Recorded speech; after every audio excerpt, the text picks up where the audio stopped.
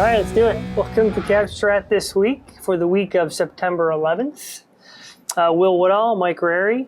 Going to talk through market returns for the week. We're going to look at inflation in particular. There's a lot of data on the inflation front that I think is worth sharing and discussing in detail. But not a great start to September so far. So why don't we look at equity returns? Kick us off here. A negative first week of the month for U.S. equities, large caps down a little more than 1%, small caps down over 3.5%, and the first week of September following up losses in August. So definitely some slowing momentum here, and also some seasonality at play. And is this seasonality? Said 55% of the time, September's a down month. Yeah. Is this the beginning of a turn here in the markets, or is this just a temporary pause? Yeah. Too soon to say. In our view, the fundamentals haven't changed a whole lot. For the last few months, they've been deteriorating. So we don't know if this is the start of something more, or if this is just seasonality and eventually we'll get bought up. I guess we'll ultimately see. We will say that in other areas of the global equity markets, for example, China, we are experiencing a tangible downturn that is a result of fundamental weakness. That seems like it definitely has legs. Last week, the Chinese equity market was down again following a very difficult August, despite busting out all the stops in terms of new stimulus measures, reforms, trying to arrest the downturn in the property sector, and nothing's working. Yeah, it's a tough go over there right now. Right. All right, let's turn our attention to fixed income for the month. And looking at fixed income returns, we see negative returns, just slightly negative for the first week of the year as well. A couple things going on. One, you had longer term treasury yields rising a little more. They were rising. They've generally been going up since mid-early July, took a breather last week of August, and then continued to move a little bit higher last week. That continues to be driven by fears about increased Treasury issuance, particularly longer-term Treasury issuance as the deficit continues to come in wider than expected, as well as the economic growth thus far in Q3 coming in very hot as well. So that's pushing up yields, and we've also seen credit spreads widen out just a touch. See high yield bonds, emerging market bonds losing money as well. Yeah. All right, let's look at alts, because the only place to be was energy. That's right. Yeah, energy commodities up 1.5%, but overall the commodity index still down last week, having a difficult August as well. And you still see things like precious metals, industrial metals still down. Industrial metals, this might be one of the first places, if the market really got conviction that China was seeing a turning point in their economic growth and a re-acceleration because the stimulus was working, industrial metals would probably be the first place where you would see that, and we're not seeing that. Yeah. And in terms of commodities, just generally speaking, we had talked previously about commodities being in a super cycle, and we had negative returns for a bit. So can you put that into context for people? Yeah, the super cycles, we view they're most likely still in a long-term super cycle, and we're just sort of in an intermission. There still has been the determinants of a long-term super cycle. What you would do is look at investment in commodity production, basically the decade prior to now. And that sets the stage for the next super cycle. And you're still in a position where we are not bringing enough supply of commodities back online. Companies are not spending enough money expanding new production, new exploration activities. They would rather just collect these elevated prices and sell and pocket the money, pay down debt, clean up their balance sheets, and just enjoy high commodity prices. So still has all the makings of a long-term super cycle, taking an intermission right now because Chinese economic growth is slowing. Where it is, yeah. Yeah. Okay. Well, let's start to dig into inflation. In particular, inflation has been coming down. It's been high and falling for a while now. We're projecting it to start to go sideways quite a bit.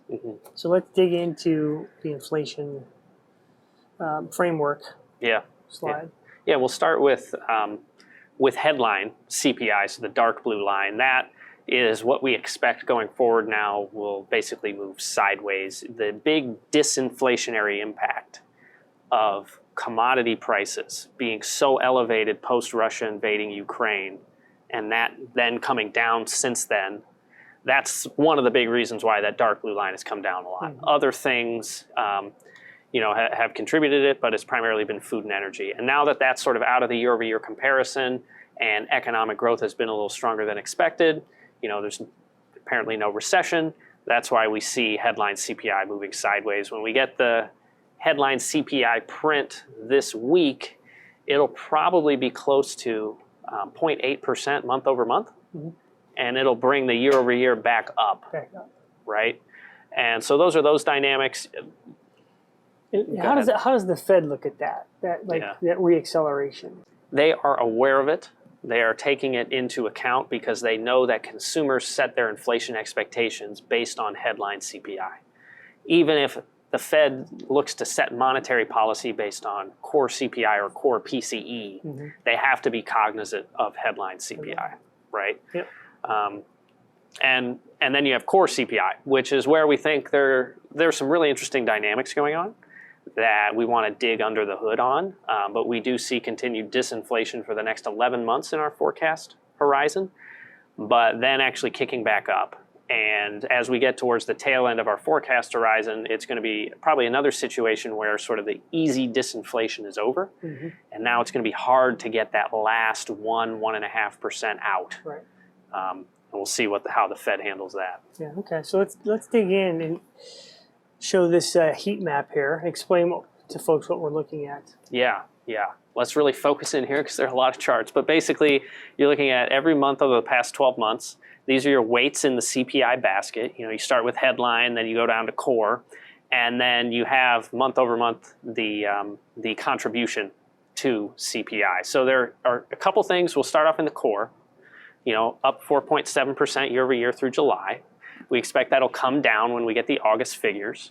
But two things in particular are very interesting. One is shelter, down here up 7.7 year over year. We're going to talk about the dynamics there.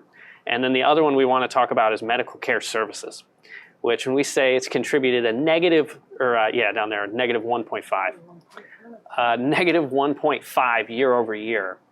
If you ask pretty much anybody, they would scratch their heads and be like, how is that possible? Not even close. So there is a tremendous amount of wonkiness going on there that we're gonna talk through. But first with shelter. So when you look at shelter within CPI, home prices are not represented in CPI shelter. It's a different measure. It's primarily rents. So if you rent your primary residence, or owner's equivalent rent, which is kind of a made up thing, but it's basically if you own your home, what would you be able to rent it for without furnishings or anything in it, And what ends up happening is shelter in the CPI lags home prices. There's a good relationship, but home prices lead shelter. So if you want to know what shelter, which is the largest component of the core CPI basket, is going to do over the next 12 months, all you have to do is observe what home prices have done over the past 12 months. It's a great leading indicator. And now you see that, we've already led the home prices index here year over year in purple, and we all know the story. Home prices were accelerating at a rapid clip. The Fed then raised interest rates aggressively, got mortgage rates up above 7%, and froze the housing market. Yeah, shut it down. Just froze all sellers. Nobody wanted to sell their home because why would I give up my 3.5% mortgage? Even if I could get a great price for my house, then I have to go and find a mortgage for 7.5%. Nope, not doing it, staying put. Right. So now you have a situation where home prices are flat year over year. And you can see the green line, which is CPI shelter, about to follow suit. And so we expect that CPI shelter over the next 11 months will be disinflationary. It will have less and less of an impact on the core CPI numbers. It will help pull them down. The thing that's worrisome is the tail end, because home prices have really been, on a year-over-year basis, have really only been coming down for about 9 to 10 months. Right. They've actually come back up recently. And so this stronger than expected housing market with fewer and fewer existing home sales and still very competitive bids for those few sales, few existing homes on the market, it's driven prices back up. And so that's, that's going to limit, as we get out 12 months, that's going to limit how much shelter is coming down in the CPI basket. Mm-hmm. So we'll have a nice little easy streak here for about 10 months in terms of shelter coming down, but then we'll have to see, yeah. And you could see how if the Fed were to cut rates at the end of this, well then you might put some more supply on the market, right, and you could reinvigorate the housing market and prices could even come back up. So that's why even if we get this disinflation, the Fed might be hesitant to cut rates. Yeah, I think everyone's people are waiting for it to happen so they can go and buy homes again. Right. I don't think that's going to be happening anytime soon. Yeah. Okay. Let's take a look at medical care inflation. Yeah, this will be fun. Yeah. This is one that, kind of avoided talking about because it is very confusing, but now we think it's going to be such a big narrative that we all need to just get on board and educate ourselves with how the BLS measures health insurance inflation. Yes. Okay? Health insurance within CPI is down 29.5% year over year. And that is a head scratcher because I'm sure everybody watching this video is saying, my health insurance premiums have not gone down. No, they've 29.5%. Yeah. Right. And we know anecdotally, survey-based data, folks that are in this market, they're saying in 2024, health insurance premiums are going to go up quite a bit. We've seen estimates 6%. Some employee-sponsored plans are thinking 10% plus increase in cost of health insurance for their employees in 2024. I mean, this is a big budget problem. Oh, yeah. It's huge. And the drivers of that, well, we know how expensive labor has been in the healthcare field. They're dealing with cost pressures just like everyone else, so they should raise premiums. And then also you have some very popular new drugs coming to market that are very expensive, that help with diabetes and weight loss. And health insurers are looking at that and saying, I need to up my premiums as well. So that's sort of the narrative. This is going to be a big thing going forward. So how the heck are we down 29.5% year over year, right? First thing is the BLS's data is 10 months stale. So when you look at that July year over year number, that actually is from September 2022 through September 2021. They were down 29.5%. Then it gets pushed forward because of the delay in getting the data. So that's the first super confusing thing. The second confusing thing is how it works. This is basically how it would work. So we take right now, down 29.5%. What that means is, maybe year over year, my health insurance premium didn't go up at all, but I utilized more of that. Yeah. Meaning, let's say my premium was $1,000 a month. Let's say in 2021, I never went to the doctor. I never filed any claims, right? My utilization was low. But then, as we get into 2022, my utilization rates go up. I go back to the doctor, COVID's over, so I'm going to do some elective procedures. I'm filing claims. Mm-hmm. How the BLS measures that is technically I just got, a service for free. I was paying $1,000 for it. Before I wasn't using it. Right. Now I used it. So my cost of healthcare went down. It's kind of difficult to wrap your head around, but you can see how utilization rates have flipped this number back and forth. Mm-hmm. Why was health insurance up 30% year over year from September, what it says September 2022, but in reality that's 10 months earlier. Why was it up 30% year over year? Because low utilization rates. This was during COVID. Nobody was going to the doctor. That $1,000 you paid every month was just straight inflation. It was straight profits to the insurance company. Yeah. You weren't filing any claims. Then year over year, you increase your utilization. Now that's technically a decreased profits for the health insurance company, increased service for you. Right. So if we all followed that, now you think, how is this going to change going forward? Well, utilization rates, very difficult to say what's going to happen. But let's just say they flatline year over year. They're nothing. And then insurance premiums pick up, which they will. Mm-hmm. Now this is going to switch from being, in total a 1.5% disinflationary pressure on the core CPI number to it'll flip to likely be a 1 to 1.5% inflationary pressure, just by how the numbers are going to work out. This has been a huge reason why we've seen inflation come down faster than expected.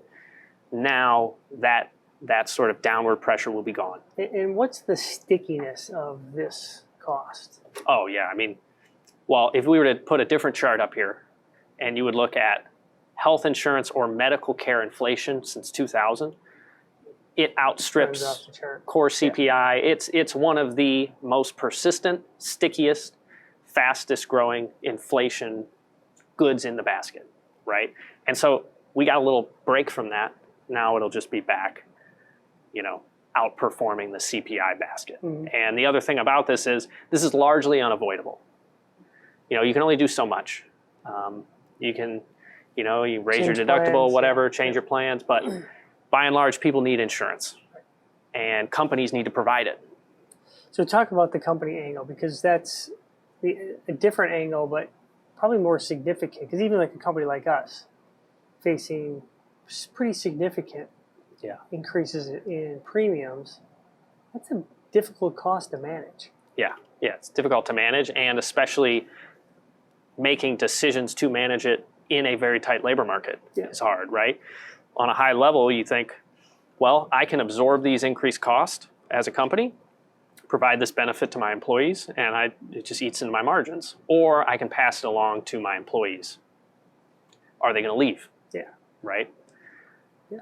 It's difficult. Yeah. Yeah. I mean, if the labor market is as tight as it is and there's jobs out there, people are going to leave. Right. And so you combine this with excess savings being depleted and the resumption of student loan repayments in September, and you're getting sort of a whammy of unavoidable costs, right. Lack of savings, however you want it. But it's really going to put, a certain type of consumer in a bind. That consumer that has student loans, that is employed, but only getting part of their healthcare costs covered. It's so on and so forth. Yeah. So. Yeah, it's going to be a very difficult renewal period this year. Yeah. All right, let's move on to liquidity updates here. Yeah, liquidity, not a huge update week over week. We're doing a lot of work on, additional layers of liquidity. I know you all have heard us talk about so many different dimensions of liquidity. There's another layer here with regards to the Treasury market and how the Treasury issuing more debt, what pressure that's going to put on bank balance sheets, what impact that's going to have on liquidity and economic growth. But we'll just tease that now. We'll talk about it later. Okay. Yeah. Now let's move on to economic growth. And economic growth, not a significant change week over week. This week we have retail sales coming out, so we'll be watching that very closely. Atlanta Fed GDP now still running above 5. So what's the St. Louis Fed? It's negative. It's negative? It's negative. So somewhere in the middle. The truth is probably somewhere in the middle, which isn't very helpful. All right, so let's cap this off with a look at recession updates here. Yeah, and we've been very closely monitoring within our composite recession signal, the labor market signal, right? Initial jobless claims, we look at how much have they increased. We look at the 12-week moving average to strip out all the noise. How much have they increased from their recent 52-week low? And that was in the warning area, for the last few months, on the brink of triggering labor market signal. And it's since backed up. And last week's claims were, very low, very low. So there isn't a lot of firing going on. And, we think that sort of characterized the where we're at in the labor market right now. It's not a lot of firing, but also what we're going to prove out is not a lot of hiring. It's sort of a freeze. It's almost like what happened to the housing market. You understand how employees are, it may be a little easier to hire folks, but they still don't want to get rid of or lay off who they have, right, in large numbers. So not a lot of hiring, initial claims, no longer in the warning area, so a recession signal not active. But then this is the not a lot of hiring piece. And This is something we showed previously, but just want to provide an update on. If you look at continuing jobless claims, the 4-week average, that's the dark blue bars. That's with the standard seasonal adjustments. These seasonal adjustments go from like 1960 through now. And you should seasonally adjust your data, absolutely.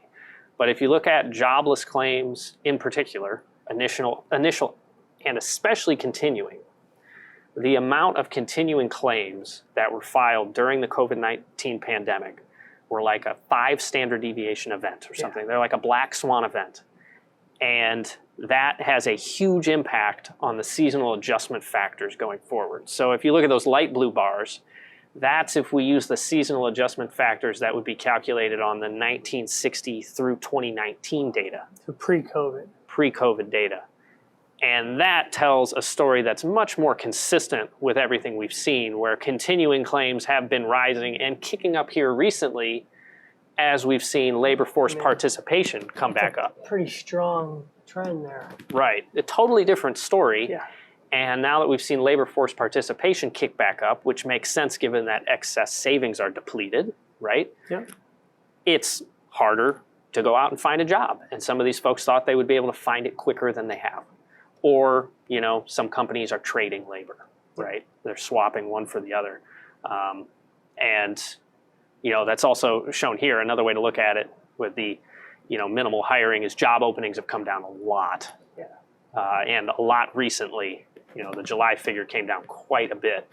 This is, talked in the past, how much of an increase in the unemployment rate do you need to bring down inflation? Well, how much of a decrease in job openings do you need to bring down inflation? I mean, this is a huge decrease in job openings. This pretty much never happens outside of a recession. So it's clear employers are more and more saying, yeah, I'm not letting my people go, but I have some costs coming up, whether it's health insurance, whether it's just trying to restore margins because they got eaten into over the past 2 years, whether it's, debt outstanding that needs to be refinanced in the next couple of years, whatever. They're saying, I am fully staffed. Yeah. I'm good. You can take those job postings down. I'm good. That remains to be seen if this continues at this pace or if it starts to level off here, but it'll be interesting to see the data as it evolves here. So any other updates on the recession front? No, that's it. Great. Well, that'll do it for this week. Thanks for joining. We appreciate you watching. If you have any questions, contact us, reach out to us, or give someone on the private wealth team a call. Have a great week, and we'll see you next week.